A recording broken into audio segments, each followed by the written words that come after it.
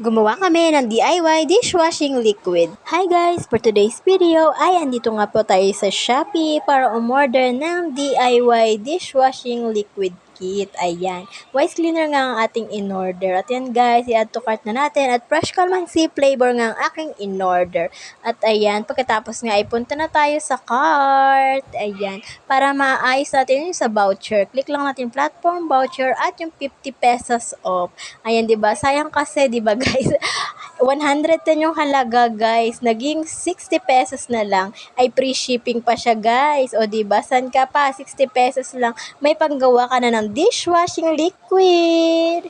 So ayun guys. At dumating na nga aming order. At dali-dali ang magtatay sa pag-open ng aking order. Kaso nga lang, di nila alam na ito nga ay dishwashing liquid kit. Hay nako kayo talaga. Kala nyo kung ano na naman yung in-order ko. Kala nila ay para sa kanila guys. At ayan na nga, makikita na nila ang laman. So yun na nga, at nakita na nila ang laman. Kala nga na magtatay na to ay kung ano ng aking in-order. At ito na nga guys, ang packaging ng aking in-order na Wise Cleaner, How to Make Cleaning Products DIY Kit. Ayan. Ito nga lang ang laman niya guys, kasi nga 5 liters lang yung aking in-order. Kasi nga ay magta-try lang muna kami. Ayan guys, at may step by step pa yan. Hindi tayo malilito. Charot, kami medyo nalito Panoorin nyo na lang guys. At ayan, for the basa pa si Lab. At ayan guys, ang step 1 nga ay 5 liters na tubig. So ayun, buti nga ay may picture kami na may mga sukat-sukat guys. At ang sabi nga sa instruction, sundin ang sukat ng tubig. Kung 5 liters lang kasi lalabnaw ang mixture pag kulang o sobra sa tubig. Kaya naman pag may instruction, ating sundin para naman ang ating gagawin ay saktong-sakto at tamang-tamang timpla. Sa tubig naman ay pwede tayong gumamit ng galing sa gripo o sa mineral. Basta siguraduhin lang natin na malinis ito. Ayun guys. At pagkatapos nga nila magsali ng 5 litrong tubig sa timba, ay magbabasa na kami ng susunod na step. Ang sunod nga ay ibuhos ang SAA or Fortified Bubble Booster. Pagkalagay nga nito ay hindi muna natin siya hahaluin. Isusunod natin ng surfactant. Ayan. Sa paglalagay nga ng surfactant, dapat lang pala ay gupitin ito ng maliit sa dulo at ibuhos paikot sa tubig. Kasi nga ang ginawa namin ni Love ay malaki ang pagkakagupit namin sa lagayan niya at ibinuhos sa gitna. Kaya ang ending, ayun, namuo ang surfactant na nilagay namin. So ayun guys, pagkalagay nga ng surfactant ay bababa dito ng 20 minutes. At after 20 minutes nga, ito hahaluin na ni Love. Kaso nga lang, pagkita namin ay namuo nga yung surfactant kasi nga mali yung procedure na aming nagawa. So ayun guys, medyo matatagalan siya sa paghahalo at medyo mahirap-hirap kasi pag binilis-bilisan niya ang paghahalo para matunaw agad ay namumula ito.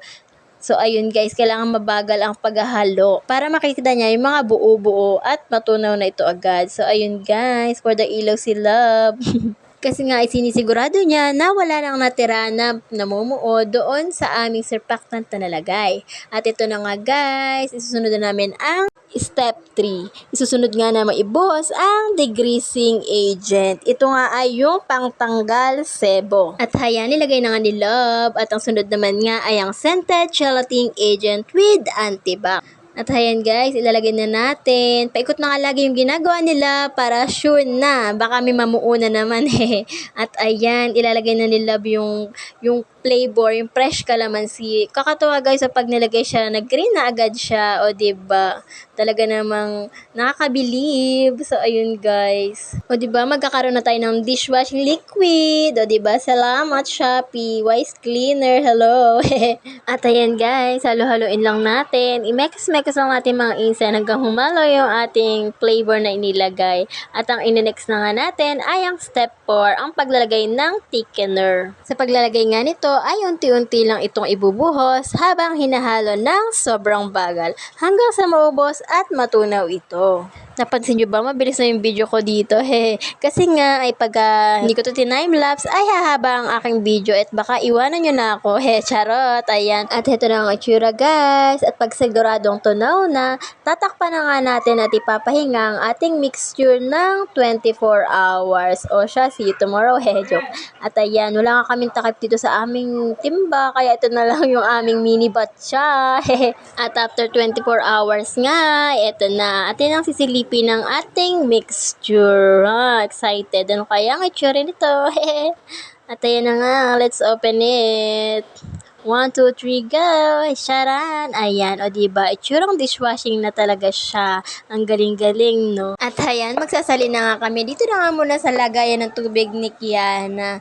Wala nga kaming nabili pa ng mga bottle kasi nga hindi naman kami ready. At panggamit nga lang ito sa aming bahay. O diba guys, 60 pesos lang yan pero madami-dami na. Matagal-tagal na rin mauubos ito sa amin. Hindi nga lang ito pang sa amin, pang kay Nana, Ate Marin at Ate Rica, o diba, pang pamilya. Tsaka na nga ako mamamahagi sa aking mga kapitbahay pag marami na ako nagawa, hehe. At ayan, dahil hindi ka masyado makita kung gaano karami, ay ginupit namin ni Love yung nakalagay sa bote. At ayan nga guys, halos kalahati din. Sana next order namin ay may voucher at free shipping pa sa Shopee ni Ama, hehe. Astig ni Ama may Shopee, ako wala, hehe. At ayan guys, hanggang dito na nga lang po. Bye-bye!